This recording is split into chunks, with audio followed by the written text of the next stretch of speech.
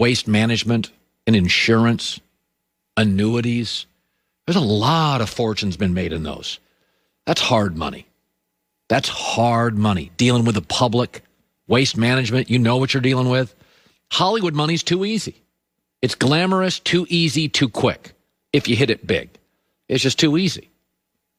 Making $500,000 to put something on Instagram? Got to be kidding me. So I got so many messed up families. And I watch Kansas City, and they're starting to remind me of the Kevin Durant, Steph, Clay Warriors the first year. It's too easy. And psychologically, when it's that easy, it's hard to play with a ton of urgency. Think about this. If I told you Patrick Mahomes had 462 yards, 3 touchdowns, no picks, Tyreek Hill had 270 yards, Patrick Mahomes had 124 passer rating, you'd be like, oh my God, who they beat 46-13? No, actually, they won 27-24, and if not for completing a third down pass, 43-year-old Tom Brady at home got the ball left with a minute. They were great on third down. They had 20%, 25% more first downs. They dominated time of possessions. Mahomes was perfect. Tyreek Hill was unguardable. And they won 27-24 and needed a third down completion to seal it. In New England, that was waste management. That was annuities. It was never easy. I mean, the Randy Moss years for a couple years in the regular season looked easy, but it wasn't easy in the postseason. I mean, Tom Brady went to 9 Super Bowls in New England. 8 of them were one-possession games. And the 9th one, the Rams, he was awful. Tom Brady never scored a touchdown in the first quarter of any Super Bowl he's been in. Think about that. It's always been hard. New England won with efficiency and detail. It was never easy money. And I think that's why it was always every New England game. You rarely saw them. I mean, Joy and I watched the last 15 years of that. They were never inconsistent. You got the same team every week. Kansas City, you don't get the same team every half. It's not a knock on it, but they scored 10 points in the final 3 quarters.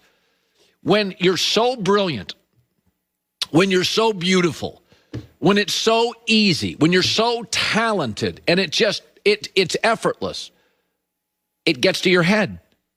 It's hard. You know, the Chicago Bulls were really consistent. I mean, they'd have the occasional bad game against an expansion team, but, you know, as great as the Chicago Bulls were, they weren't pretty. They were tough. Scottie Pippen never shot a great jumper. Michael scored a lot of his points at the rim, getting tackled. Dennis Rodman, old guys with knee braces like Steve Kerr. I mean, they had these Will Perdue's, and if you go look, Ron Harper's, if you go look at the DNA of the Chicago Bulls, the greatness of their dynasty was, it was never easy. Kobe, Shaq, that was easy. There were some easy times. Magic, Kareem, sometimes it was easy, but it wasn't easy. It wasn't easy with New England's dynasty. It wasn't. To the very end, they were trailing Seattle. They were trailing Atlanta. They struggled against the Rams. They all looked like the Eagles Super Bowl or the Giants Super Bowl. They all looked like that. And so as I watch them, I think to myself, boy, Andy Reid's going to have to put his foot down with this team a lot. They're young. They're talented. It's easy money. The wins come easy. The points come fast. And you go back to that Kevin Durant, Steph, Clay Warriors. The first year, flew through it like Kansas City last year. Kansas City, week 12, defense is healthy, flies through the league. Second year, the Warriors, KD, Steph, forced to 7 in the Western Conference Final. The year after that, they went to 6 games in the first round and 6 games in the second round against clearly inferior teams. Some of this stuff, when you win early and it's easy and it's effortless and you're brilliant, it's not the hitting, it's the head. You got to battle yourself. I don't remember seeing a team. I mean, Kansas City, I don't even, that's why I compare them to the Warriors. I don't remember any NFL team that scores this fast, this quick, this easy. It looks like a 7-on-7 drill.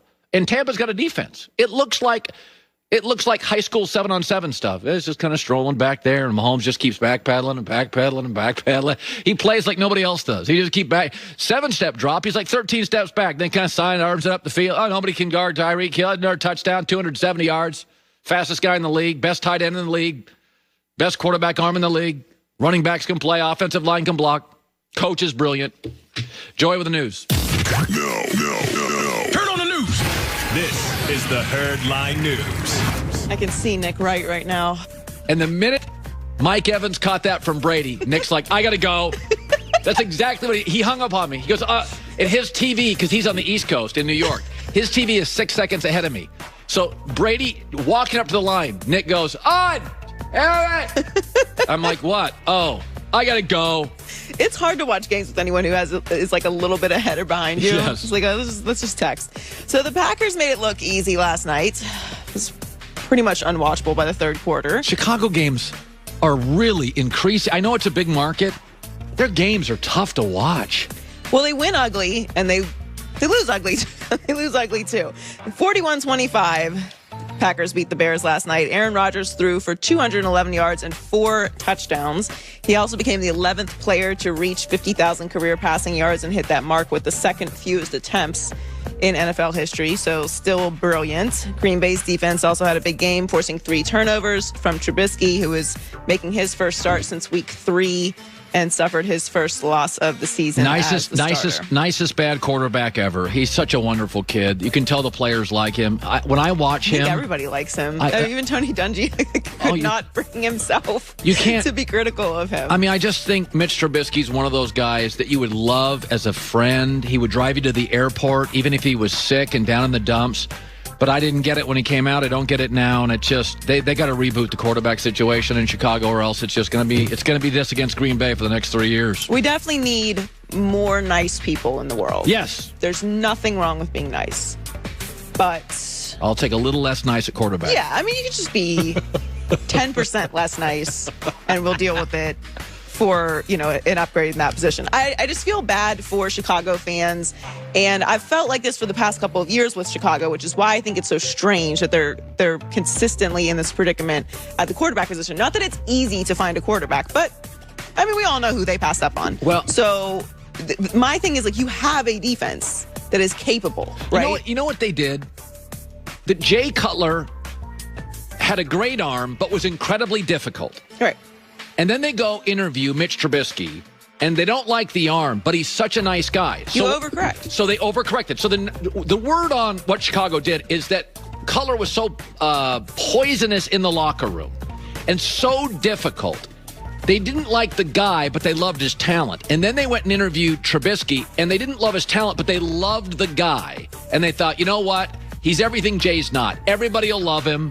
He's athletic. His arm isn't great. The throwing motion, the mechanics are awful, but they overcorrected. It's like we've all done this before. You date somebody and they're super nice, but you can walk all over them. So then you want to date somebody that you can't walk over, and after about a year, you're like, I miss walking over somebody because now this person's driving me nuts. Trubisky's the opposite of Cutler, and the truth is the answer is somewhere in the middle. As with most things in life. That's right. And look, I'm not going to sit here and act like it's easy to find the perfect franchise quarterback. It's not, obviously. Every team goes through patches of this, and that's understandable. My thing is, you can't fool the locker room, right? Like, it's fine to be a great person, and that's actually a nice thing to do. But at the end of the day, players want to win. So if Jay Cutler was a horrible person and was winning, everyone would overlook it. The problem is that generally doesn't happen. Like, you don't have a lot of stories of great leaders who are half the locker room hates. That's not how it works. So again, like we always talk about, just find some balance in life. Right. And don't disregard the actual tangibles of a real good player. So the Patriots keep their playoff hopes alive, miraculously, with a big win over the Cardinals. Cam Newton struggled all day, but 2 rushing touchdowns from James White and a game-winning field goal from Nick Folk were enough to win 2017. The Patriots defense was solid, limiting Arizona's offense to just 298 yards, and it was their second lowest of the season, and Kyler Murray did not have a passing touchdown for the first time this year. Well, again, let's be fair now. So what is Belichick known for? What is Belichick the best in the NFL at? Defense. Well, not only that, he is Einstein against young quarterbacks. Josh Allen's been terrible. Darnold's been horrible. So Kyler Murray's like, okay. He doesn't get to see him in a division. He's never seen Belichick's defense.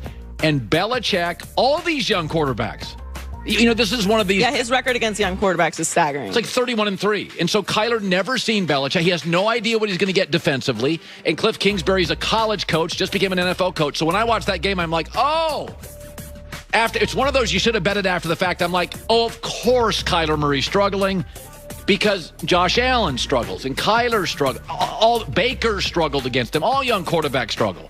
But just experience. Yep. Cardinals are now 6-5. So if you look at the AFC playoff picture, though, we're talking about the Patriots still being in the mix. They're at 5-6, Raiders 6-5, and the Ravens are 6-4. So they are still technically in the hunt in the playoffs. They have the Chargers, Rams, Dolphins, Bills, and Jets left. So how is New England in the hunt?